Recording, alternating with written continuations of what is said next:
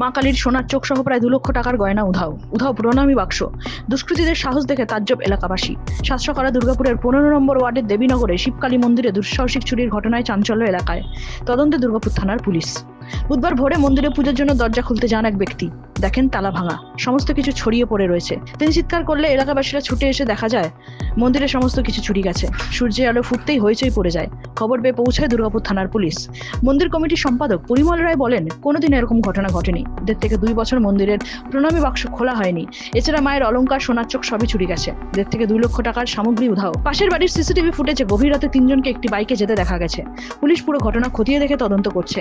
যে বা যারা এই ঘটনা ঘটালো তাদের শাস্তির দাবি করছি। এই কয়েকজন মহিলা আমরা রয়েছি, এই পুজোটাকে আমরা পরিচালনা করি। প্রত্যেক বছর আমরা বাৎসরিক পুজোও করি। তারপর আমাদের প্রণামী বাক্স আছে, সেই বাক্সটা সকালে যখন বৌদি পুজো করতে আসলেন তালা বন্ধ ছিল। তালা যেই রকম থাকে অ্যাজ ইট ইজ এইভাবে রাখাই ছিল, কিন্তু প্রণামী বাক্সটা কি হয়েছে, মন্দিরের একদম কোণাতে থাকে।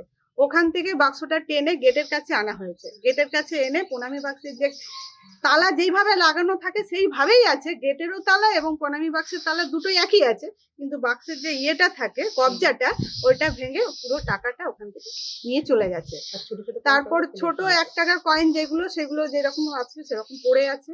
আমরা সকালে এসে এটাই সবাই মিলে দেখলাম। তারপরে আমরা রিপোর্ট করলাম, আরো পাশাপাশি জায়গা থেকে খবরও পেলাম যে কয়েকদিন ধরে আশেপাশের মন্দিরগুলোতেও চুরি হচ্ছে। তাই আমরা চাইছি যে আমাদের পাড়ার এই মন্দিরের কাছাকাছি একটা ব্যবস্থা করে দেওয়া হয় সিসিটিভি। কিছু ছেলেদের আড্ডাও এখানে হয়, প্রত্যেকদিন একটা চলতেই থাকে, কিন্তু আমরা সেটা মানে নজরে দিই না, যে যার মতো আসছে নিজে সব কাজে ব্যস্ত থাকে বলে।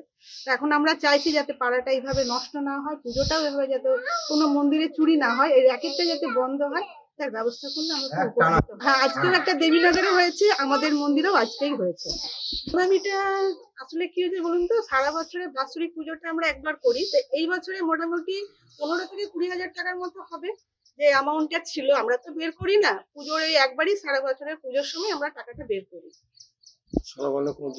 সোনা গয়না আছে, ঠাকুরের বাসন কিছু আছে, কিন্তু সোনাটা ছিল না।